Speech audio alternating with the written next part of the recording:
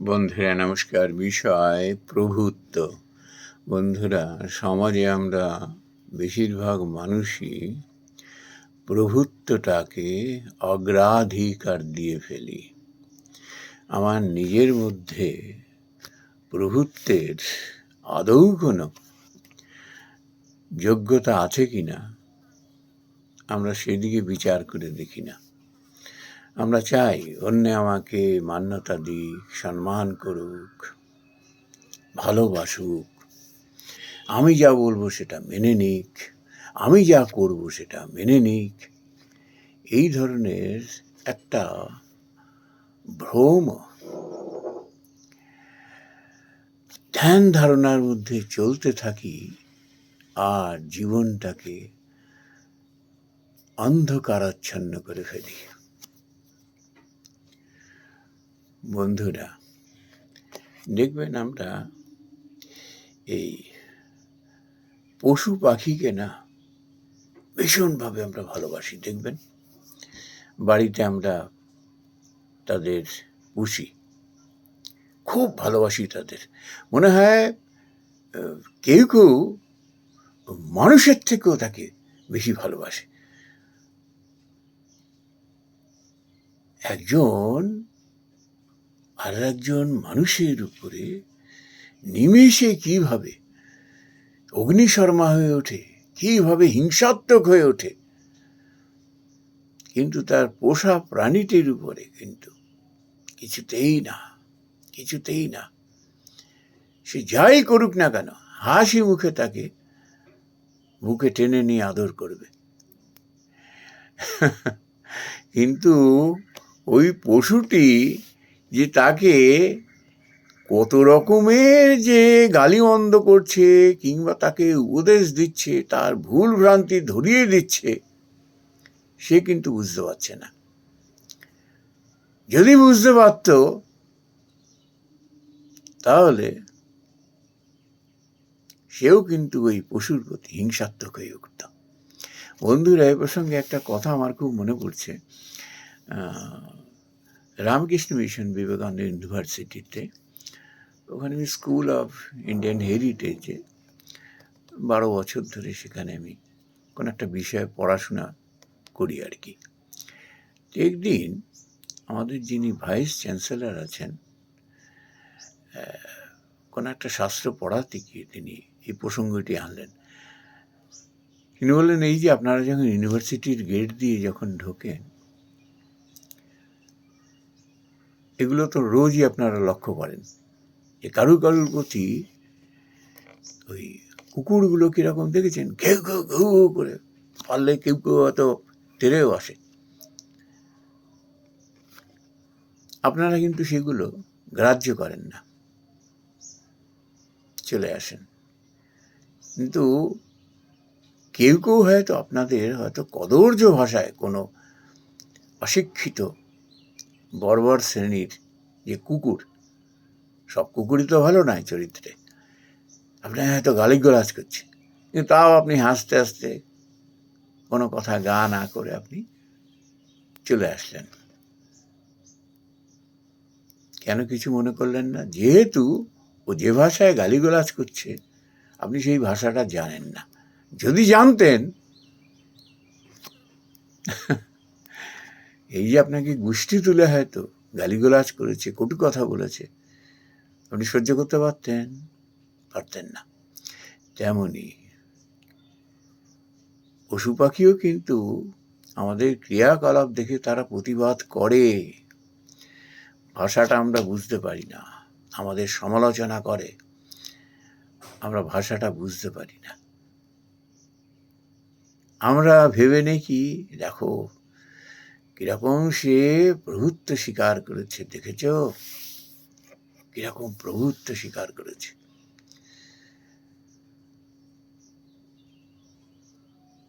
প্রভুত্ব, তুমি যতদিন প্রভুত্ব স্বীকার করবে, মুখ বুঝে সব সইবে, অন্যায় অবিচার, কিংবা তুমি মনের মনে গজর গজর করবে, মুখে কিছু বলেছ তো কি, কাজে কিছু প্রতিবাদ করে দেখিয়েছ কি, ব্যাস সঙ্গে সঙ্গে দেখবে তোমার প্রভুর প্রেম প্রীতি সব শেষ হয়ে গেছে, নিমেষে তোমার উপর হিংসাত্মক হয়ে উঠেছে। আমাদের স্বভাবটাই এরকম, প্রভুত্ব চাই, নিজের কি অকাত আছে আমরা সেটা দেখি না। অথচ যারা প্রকৃত প্রভুত্ব পাওয়ার যোগ্য তারা ওটি নিয়ে আদৌ চিন্তা করেন না। তারা আসল প্রভুকে ধরে থাকেন কিনা, আসল প্রভুকে তারা ধরে থাকেন। মানুষই এদের কাছে ভগবান স্বরূপ হয়ে চিন্তা ভাবনার মধ্যে ঢুকে পারেন। তারা বুঝতে পারেন যে মানুষের মতো এরকম বিচারক, পদপ্রদর্শক আর কেউ হতে পারে না। মানুষই হলো ভগবান। স্বয়ং ভগবান বিভিন্ন রূপে আমাদের কাছে আসেন, আমরা বুঝতে পারি না অজ্ঞতার জন্য। অজ্ঞতাটা কি? নিজেকেই সব সময় প্রভু বলে মনে করব, নিজেই সব জানতা,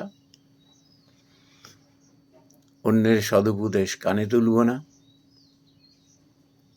ভালো পরামর্শ দিচ্ছে শুনব না,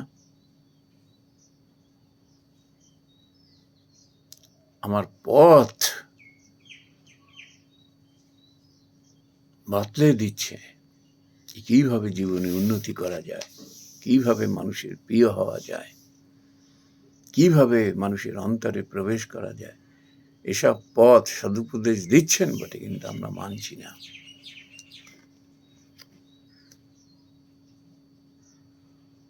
এমন অজ্ঞ মানুষেরা পতিত হন নরকে।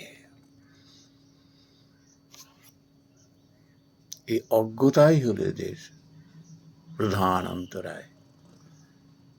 আর এই জন্যই তারা নিজের অকাত ভুলে সব সময় চায় জ্ঞানী গুণী সমাজের যত মানুষ তাকে প্রভু বলে স্বীকার করুক।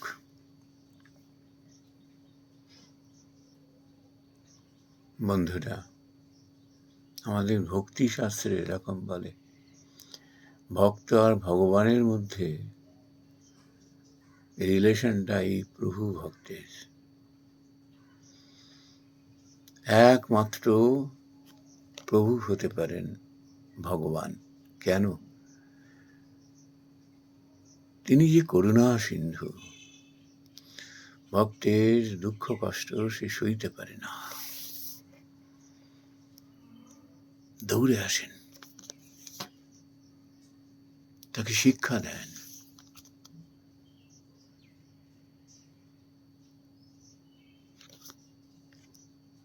এমনভাবে মানুষও আমাদের জীবনে আসেন পরম স্নেহবশত আমাদের অজ্ঞতা দূর করতে, আমাদের জীবন যাতে সুখী হয়ে ওঠে। তারা উপদেশ দেন, তারা সেই পথ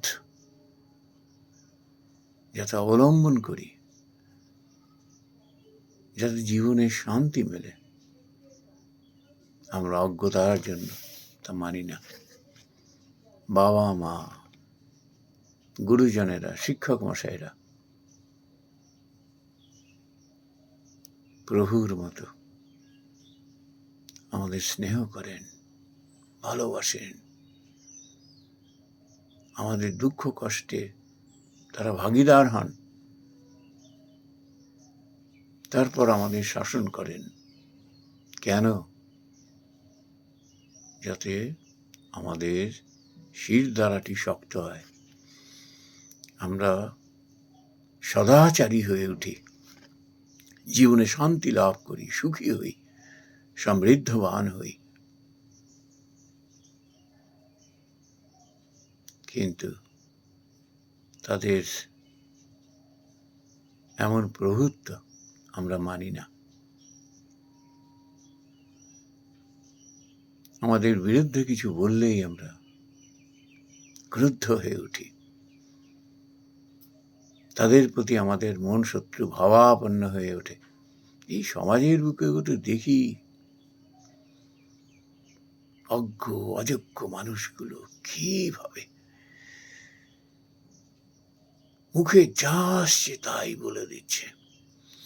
মান্যগণ্য ব্যক্তিদের এতটুকুও তারা সম্মান দেয় না, কিচ্ছু জানে না তাদের সম্বন্ধে, অথচ কত বড় বড় কথা বলে ফেলে।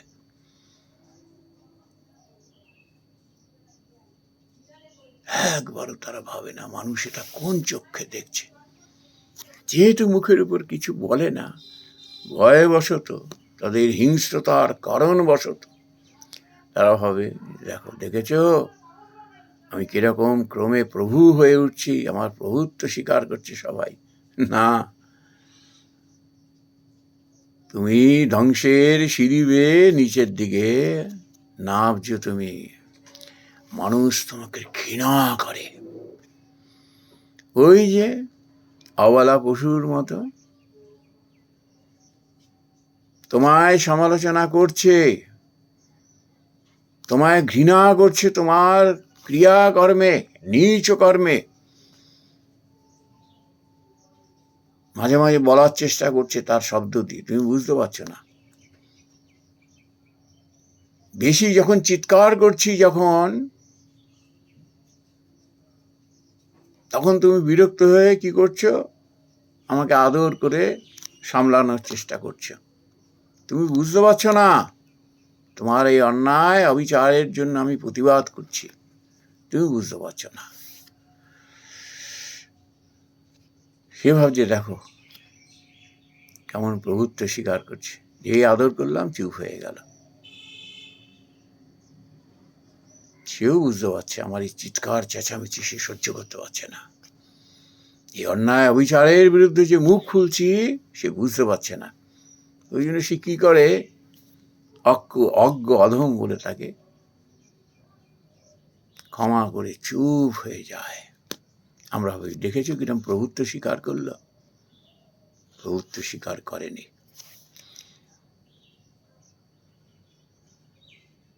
আমরা একটা চলতি কথা বলি যে বোবার শত্রু নাই।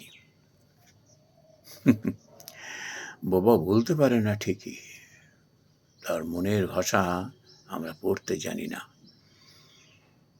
প্রতিটি মানুষ, জীব জন্তু অন্যায় অবিচার সইতে পারে না তারা।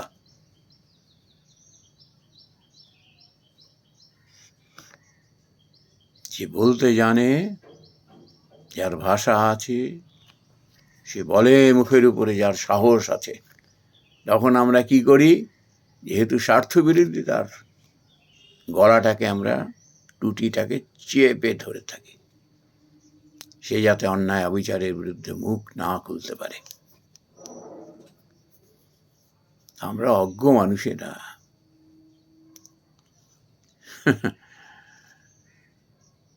নিজের মেকি প্রভুত্বটাকে এমনভাবে আমরা উপভোগ করি যে বুঝতে পারি না আশেপাশের মানুষজন, এমনকি জীবজন্তু পর্যন্ত, পশু পাখি পর্যন্ত কিভাবে আমার অন্যায় অবিচার শোষণ এর বিরুদ্ধে তারাও ব্যথিত হয়ে উঠছে, তারাও মুখ খুলছে, আমরা বুঝতে পারছি না। এটি আমাদের অজ্ঞতা। আর এই অজ্ঞতার কারণে আমরা প্রভুত্বের মেকি স্বাদ গ্রহণ করতে করতে পাপের একেবারে অতলে তলিয়ে যেতে থাকি। নমস্কার বন্ধুরা।